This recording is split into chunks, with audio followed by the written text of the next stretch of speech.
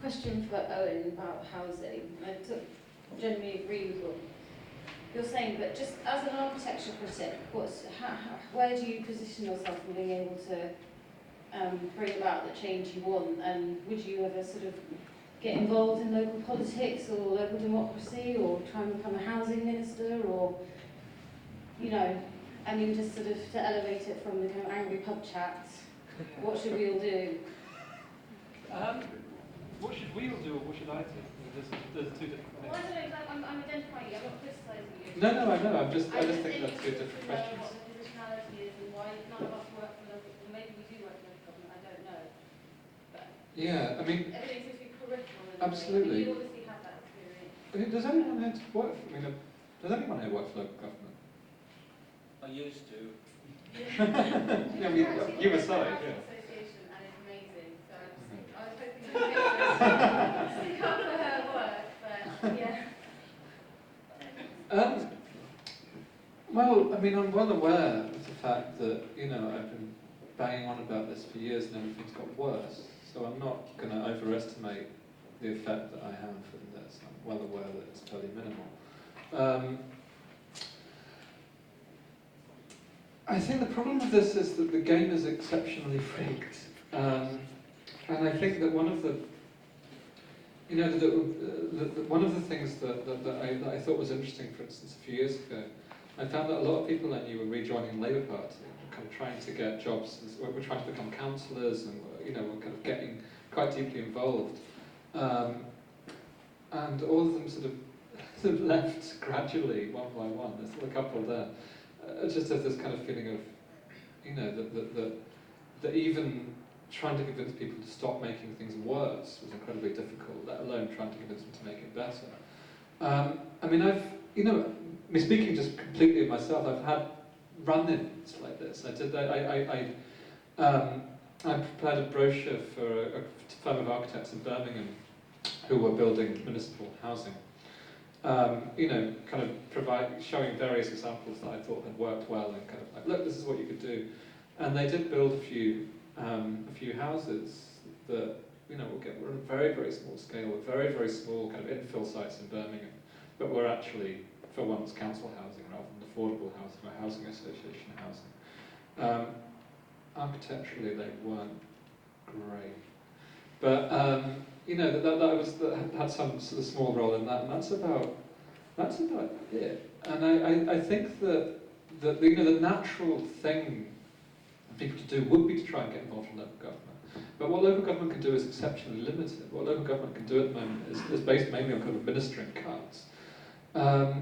So, this is the point where my kind of, where the sort of anarcho types go, that's why we need to destroy it all completely and rebuild it from the ground up. And frankly, nothing else is working. That's not particularly useful, I know, but I don't know.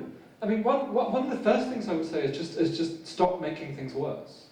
I mean, I know that's not that suggesting anyone in this room is necessarily making anything worse, but a lot of people in urbanism and architecture, have been very, very deeply involved in processes which have involved, like the Haygate being an obvious example. Quite a lot of architects I respect have been involved in that, which I think is lamentable.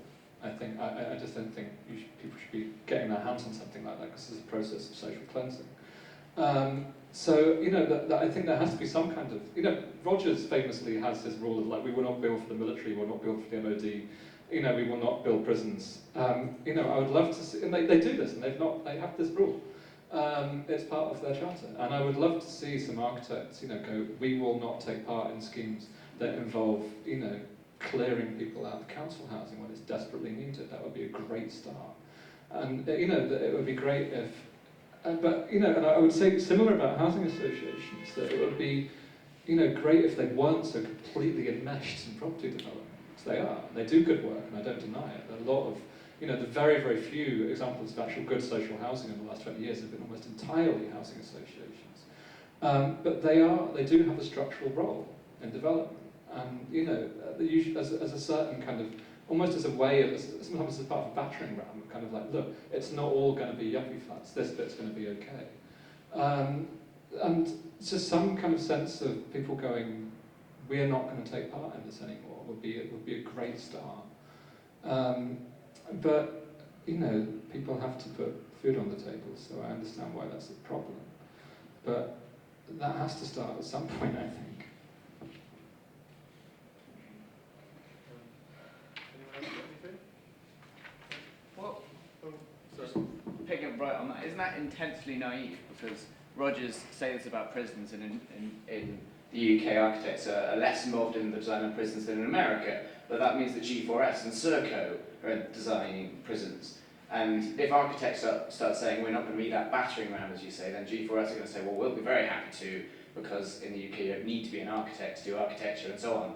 So you said you don't know. I'm sorry. I've just discovered a chink in your armour of we should take more principled stances as architects, but come on. There's innumerable things, but I mean, frankly, does it really matter that, you know, does it really matter that social cleansing has a nice architectural face? You know, so you know, I fail to see why social cleansing designed by Macrina Lavington is necessarily better than social cleansing, you know, designed by, you know, you know, generic design group of Milton Keynes. You know, the same bloody thing's happening, and you know, we've spent so much of the last kind of 15 years saying, well, let's make a bad thing look nicer. And I kind of, I don't know. I mean, this is a, you know, this is a directly political question, but I just think it would be nice if kind of architects acknowledged what was happening, if housing associations acknowledged what was happening. One of the first things, you know, most of the effort is expended in trying to go, look, this isn't actually a good thing, and you know, that acknowledgement would be great. I mean, frankly, you know, even if people were just straightforwardly amoral about it, that might make it easier. People were just like Philip Johnston and say, we're all just high-class whores. Like, okay, they've got the virtue of honesty. But what instead you get, especially people like Rogers, is this combination of kind of relentless participation in social cleansing, combined with kind of endless touchy-feely rhetoric, combined with endless kind of like, you know, look, we're making it all better, and real streets and active frontages and public squares. These things are all nice things in and of themselves, don't get me wrong. But, you know, you are nonetheless making, you know, London a worse place to live in for a lot of the people that live in it. Even if you do have nicer furniture as a result. There's one at the back. This couple here, Thank you so much for the talk. I really enjoyed both of you. Just a little background. I come from a large island with a very small population of 319,000. According to English standards, my parents were working class. I belong to the nation of London. And listening to the two of you, I kind of realized that you better wake up to the fact that London is lost to the English.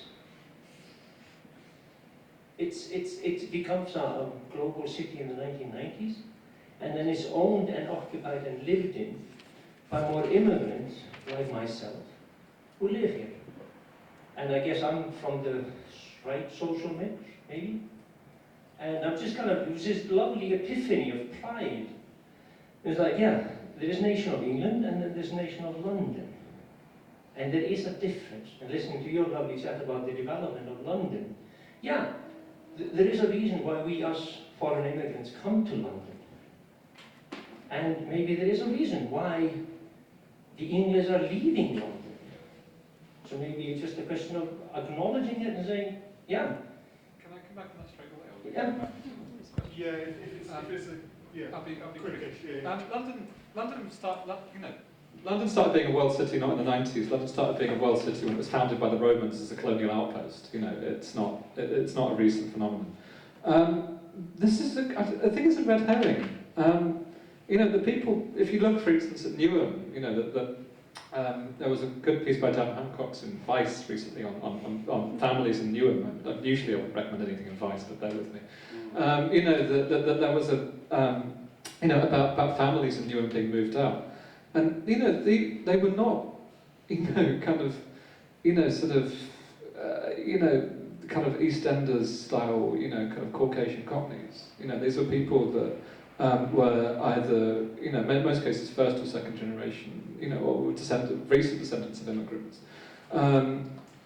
And lots of the people that, I imagine a huge proportion of that 5 million people on the waiting list is not people whose parents were from London, or from England, actually, rather, given that there's a list of them, that's a national list, and also that most of my examples went from London anyway, apart from Coin Street. And I think that London's kind of world status, if you like, isn't exclusive to London anyway. You can find similar in a lot of Birmingham, you can find similar in a lot of Manchester, you can find similar in parts of Glasgow, parts of Bristol, they could go on, Coventry, Leicester. So London has had a tendency to think, like include adopted Londoners in that, of thinking that the rest of the country is like Dartford, and really it's not. The rest of England is an interesting place, it's worth having a look around it,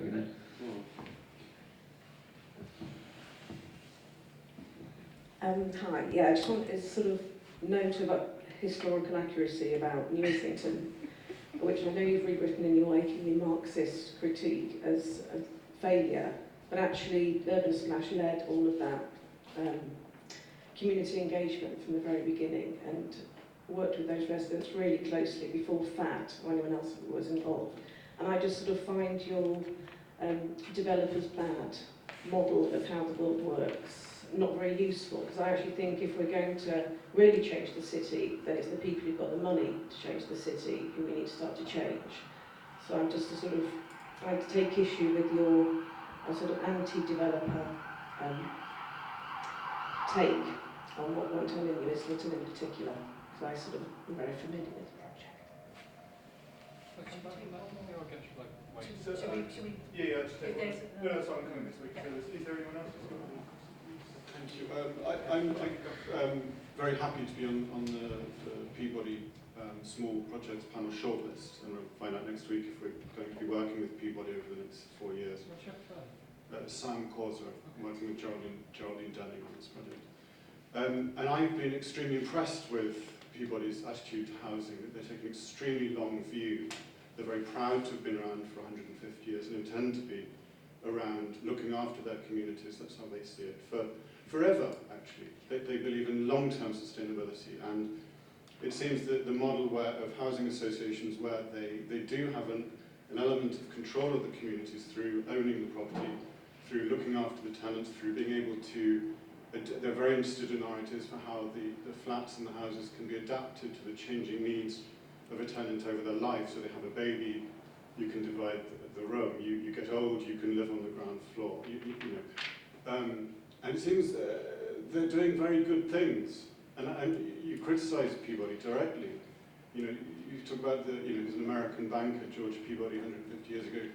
Perhaps it was through guilt, I don't know, that he gave most of his money to housing people who he liked to consider like himself and give them an opportunity to, the hard-working poor to get on in life. I just, whether it's guilt or a social conscience, it's the same thing, perhaps. And I just prefer to call it social conscience than guilt, and say, well done, Peabody, for reaching out, trying to find new ideas for how to house people responsibly, happily, with love, is a word they use. And I don't know other housing associations so well, but I'd say good on them. I wouldn't criticise. Can you explain what the Peabody Small Projects is? Well, they've just launched 2 separate panels, a small project panel, which is to look after their small parcels of land. I think they've got about 20 in the pipeline, like a garage site on Morpeth Road. It's sites with Morpeth Road. Morpeth. So just up north of Victoria Park. Yeah. So it's about 20 sites where they could put on sort of 20 homes or fewer. And there's also just about to be launched a major projects panel, and I don't know how many sites they have. Specifically about targeting small architectural firms to bring The small projects panel is because they believe we can, small architects can deal with the small sites. Which I agree with. Do you want to know anything more? I'm not sure I know No, it's anything just more. more the emphasis that their Peabody is deliberately trying to bring in young architecture firms in order to shape up the Yeah. volume of I think that the use rightly of they suspects, which believe is very that small firms are run by people who you know, we're not in it for money, you know, we're not big firms, we don't have shareholders, we do it because we love it. Raiders, I mean, Dick and Robinson's very much into using young architectural practices. They've been doing that for Ash Succulent could have built themselves on the back. Yes. It was very early young trust in that extraordinary work they did. Oh, that's loud. Just a kind of a thought about the social housing issue. One of the other key parts I understand of the Right to Buy scheme was a kind of bigger sort of ideological shift towards this idea about kind of the individual owning their homes being kind of a part of giving people a stake in the system and kind of, I guess, part of that kind of conservative agenda about creating these kind of citizens who are kind of deferential to kind of a bigger to establishment, I guess, and kind of being tax-paying and property owning and a man's home is his castle and all that kind of stuff. And I wonder whether, in order to kind of really reinvigorate that idea about making kind of social housing a kind of tenable kind of thing to invest in again, whether kind of a bigger ideological shift is needed, which is about saying that, you know, maybe the best, kind of the ultimate end for the individual shouldn't be about just procuring kind of a house for yourself and personal wealth accumulation, but perhaps kind of a wider concept. And kind of linked to that, I guess, is that all the stuff which is going on at the moment with sort of self-build and housing cooperatives and so on are kind of to me, seem like a more robust alternative. And the problem I have with the housing association model is that it's very remedial. It's kind of about saying that these are kind of, it's offsetting the worst successes rather than kind of presenting an alternative sort of form of housing ownership, I guess. Why is ownership good? No, I'm saying that ownership isn't necessarily good. Right. That perhaps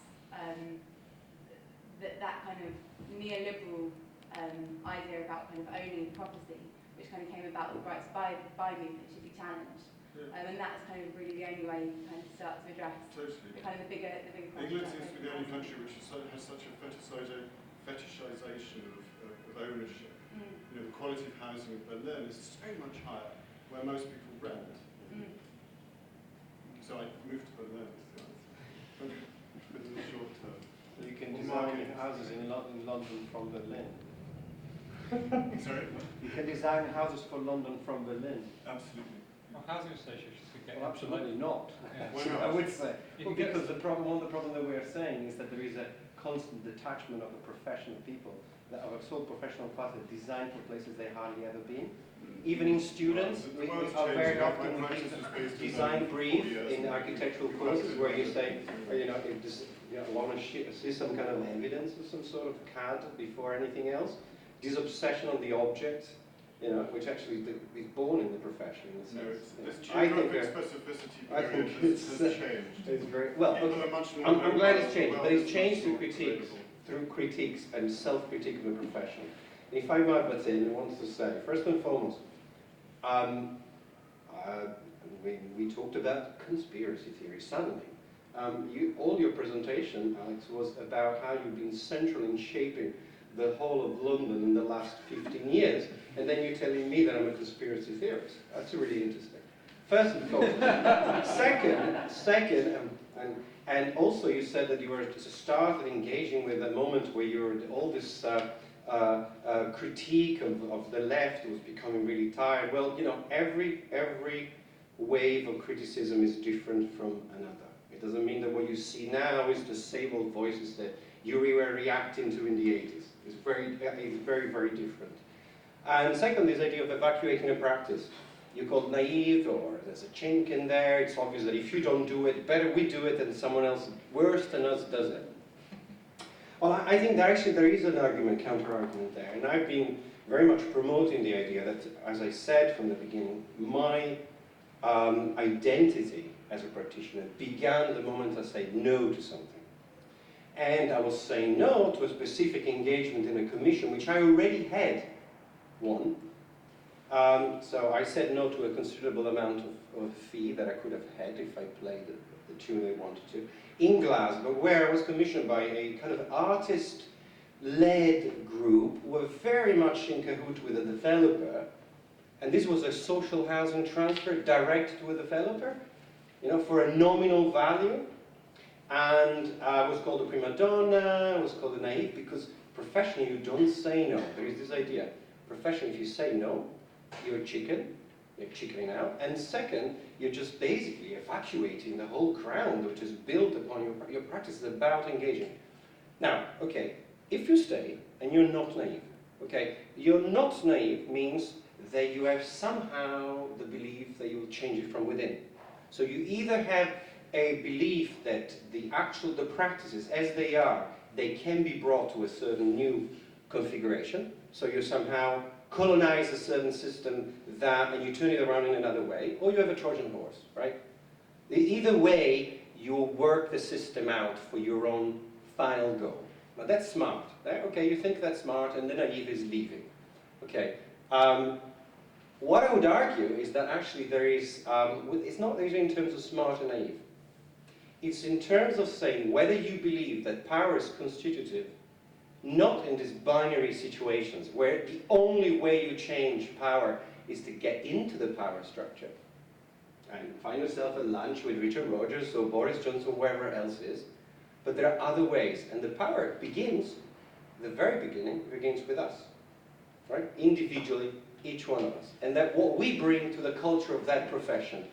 If my contribution to the culture of that profession is to say no to something, I believe in that contribution, and I know that contribution, however naive you might think it is, it will ripple into a series of circumstances that I cannot tell as much as if I have a master plan in my hand. But what I believe, as much as the master plan and believe they're right, I believe I'm right in thinking that that decision ultimately will have an effect. And will have an effect, first and foremost, of making those people that think that they contracted me, that they bought my conscience, or they haven't. And second, there may be something else out of that displacement. Suddenly you have a figure that's supposed to be in line in a photograph, and it disappears. You have an empty space, a black or white, a silhouette, whatever it is. You look at that straight away, would you? Well, that's me missing out on the picture. I'd rather be doing that than fitting in and pretend that we're all on the same side. Thanks. I just want to come back on some of those questions, actually. Urban Splash, in particular, because I can't help myself, sorry.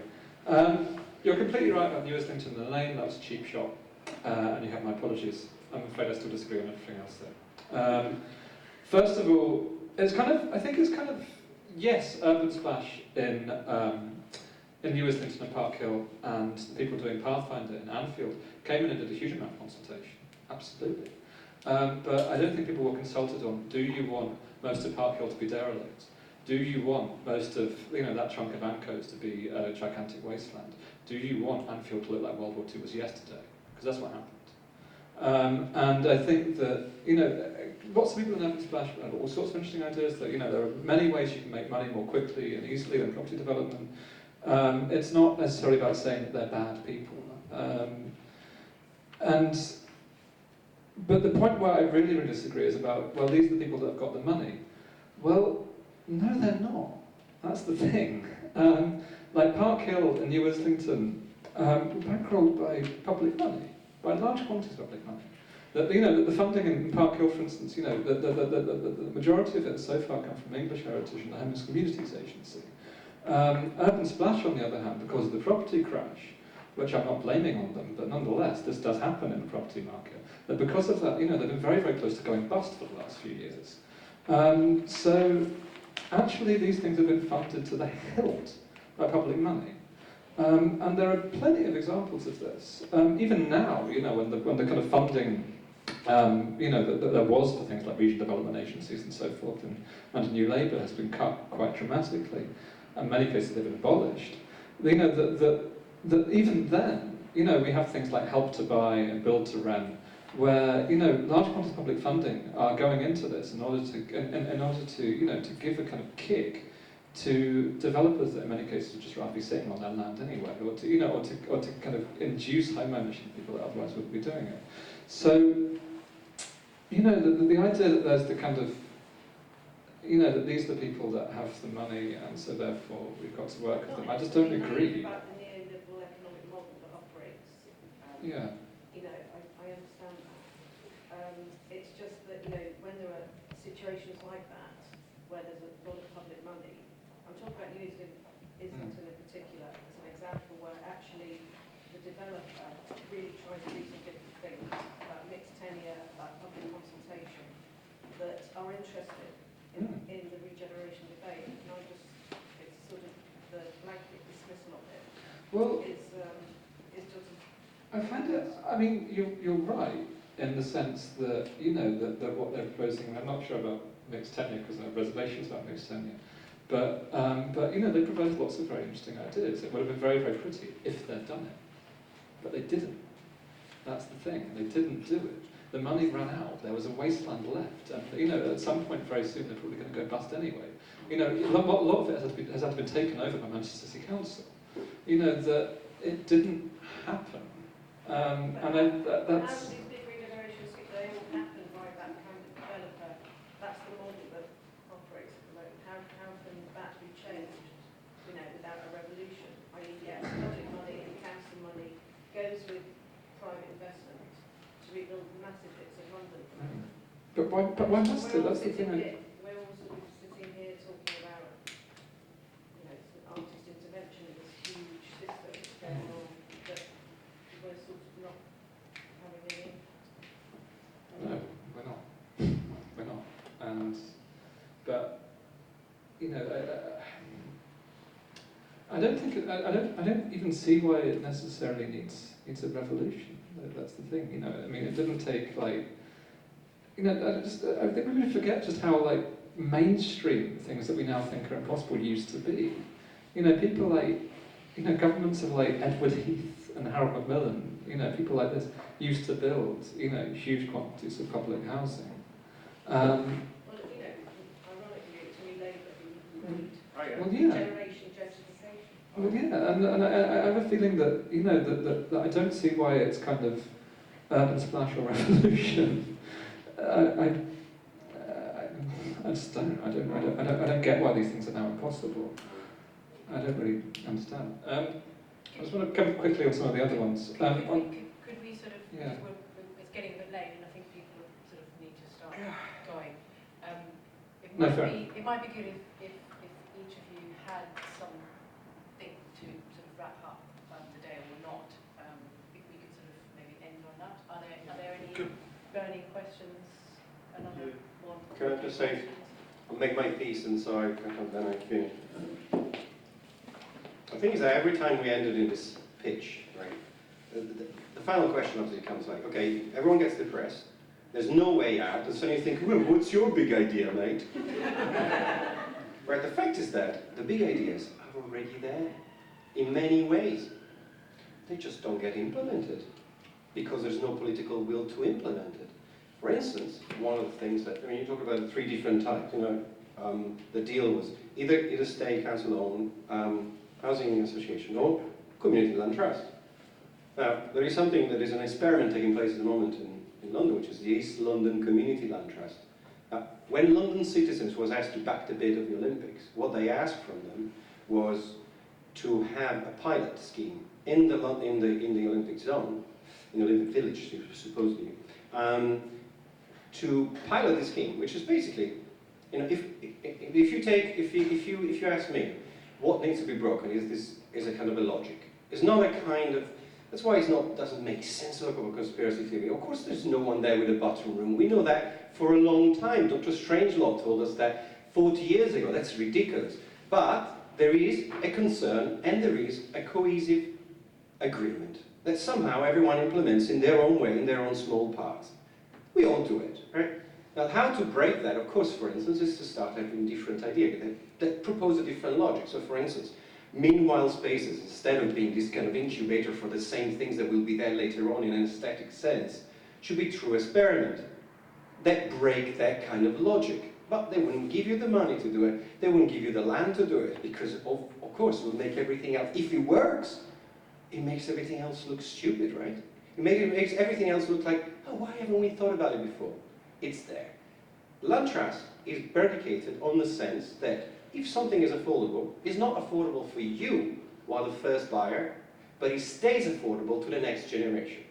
Now how's that for something that is totally contrary to everything that's happening now in London and in any other place? I haven't come up with it. Owen hasn't come up with it. In America, I don't know where's the history of goes, but there's a certain history. It's already there, of course. It means that implementation of certain things is the main thing, you know, and that's what we all know. I mean, when I found an empty ex-industrial estate in Tudor Road, which is just around the corner from Broadway Market, in 1999, I negotiated with a landlord to have a 10-year lease at a very low rent. It was just a grotty nothing. It was a piece of shit. There was nothing in it, not even heating. But because it was so low cost, we, a group of 4 people, afforded to put in all the labor, to put in the heating, the insulation and everything. You're thinking, well, that's a loss, right? That's ridiculous. You invested in a property that is not your own. Where's the logic in that? Well, the logic is that for 10 years, I lived in a place which was very low rent. We did it together, and we saw all this mushrooming Broadway Market kind of environment burgeoning around us, which of course made us leave ultimately. But we bought ourselves 10 years of a perspective through which, looking at the rest, which was properly affordable. Properly, because as you reminded us very well, the whole Manchester phenomenon through which then Manchester became the magnet of the creative industry for a certain point, it was predicated on places you wouldn't even want to be around, but they were free. And we forget the history of London as well. Artist occupation, artist homes empty, given for nothing to artists. But, you know, when I said that the history of artistic practice is important, it's because the history of artistic practice hides in it all that richness. And I get upset when we give it away for free to people who run away with it and never come back with any goods. And that's the same for every one of us. We all get stuck. If you don't realize that we have to stop giving away gifts to the wrong people, you never get over it. I agree with Alberto about the importance of taking this much longer term view, and I certainly respect, you know, your decision as a practitioner to kind of step away or step out of this kind of contract of kind of working within this current, you know, kind of regeneration system.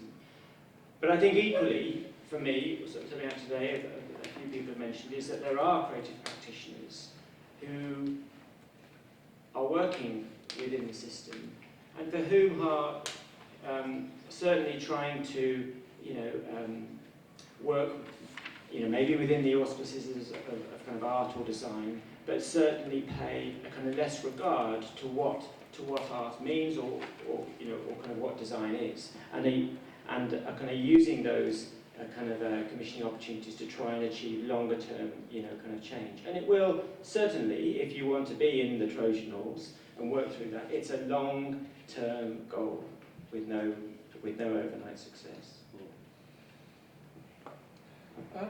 I just wish to up quickly because I've already banged on quite a lot. I was just going to, we had 3 things that I kind of pointed to, which I thought was sort of at least attempts at making the situation slightly better. One of which was housing associations, which I think is generally kind of like making things, you know, to quote Kevin Ayers, is making things better by making them worse. You know, that you have a sort of small thing that works, that is social as part of the rolling out of a much larger privatisation project. And I think the other 2 examples, the example of Jen van Heeswijk and Liverpool, although I think it's very interesting, it's obviously completely exceptional. I think that, I mean, you were saying earlier on in Cambridge, you know, that she's had trouble with convincing people, even herself, you know, to have lay on funding for things like this. It's very, very contingent, very, very difficult to do, and I don't know how much of I don't think it could serve as a model at all. I just thought it was interesting that it was actually taking place. So again, community land trusts, I think, are the nearest thing to something positive that's happening. but they have the same flaw as housing associations in the 70s had, when housing associations were quite progressive, I think, at that point. But even then they had the flaw that it was very, very small scale and elective. You know, it would often kind of be about, you know, groups of people that knew each other that were able to do stuff. And I would love to think that lots of small groups of people wanting to change things separately, taking small parts of the city, could eventually kind of incrementally add up to a change. But unfortunately, I can't really believe it. So there has to be some kind of return to universality, to some kind of, you know, large scale, and let's not be afraid of the word, state-funded projects that would be able to solve the enormous mess we're in. And, you know, the question with that that's inevitably going to be asked is, where's this going to come from politically? You know, there are people in the Labour Party that want to do it, or they're certainly not in leadership. There are lots of people outside the Labour Party that want to do it. You know, there's a lot of public support for it. This is constantly driven by opinion polls on it. But for that to kind of translate into political will, you know, needs frankly not the likes of us sitting in a room talking about it. It needs some sort of political action. And I'd love to kind of finish with a kind of rallying cry as to what that political action is. But I think that, you know, everyone on the left since 2009 has been constantly wondering what the hell are we going to do to fight back against this. No one's worked it out yet. But there has to be some kind of some sort of decisive change, and I think that's the only thing that would make a difference. One of the people that I think are very, very interesting on this stuff, actually, he usually writes about media, is Dan Hines. And Dan Hines' books, Return of the Public, and various others, his e-book, Common Sense, and so forth. And one of the things that he often points to is things that already exist, but are quite kind of attenuated. You know, like the cooperative movement and the trade unions. These institutions that actually have quite a large infrastructure, quite a large membership, quite a lot of money in a lot of cases, that nonetheless seem kind of strangely clueless with things like the media. You know, that they don't advertise. They don't kind of found magazines and journals, although they used to. You know, the Daily Herald, which eventually became the Sun, was basically set up by the trade unions and the co-ops. You know, but they're still there. They're still there. And they still have large memberships, and they can still bring out, you know, 500,000 people on a demonstration as they did a couple of years ago. You know, some people have suggested that, you know, why don't people like this get into housing? I mean, Berlin in the 1920s, you know, lots of the social housing projects that happened there were courtesy of building societies that had been set up by the trade unions. A lot of them was courtesy of the cooperatives. And nowadays, you know, the co-ops and the unions are mainly made up of, you know, people like my dad, rather than being kind of forces of kind of young people with new ideas. But I think that they're one of the few kind of things that I can point to, and I can say they have the infrastructure, and they have the possibility, and they have the, you know, they have possibly the political will.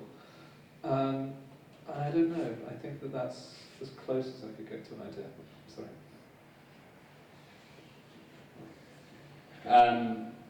I'm one of the people who has to go. I think it's been a very good discussion, and I don't know how we do it, and it's a perennial problem, but there is always a need for more discussion.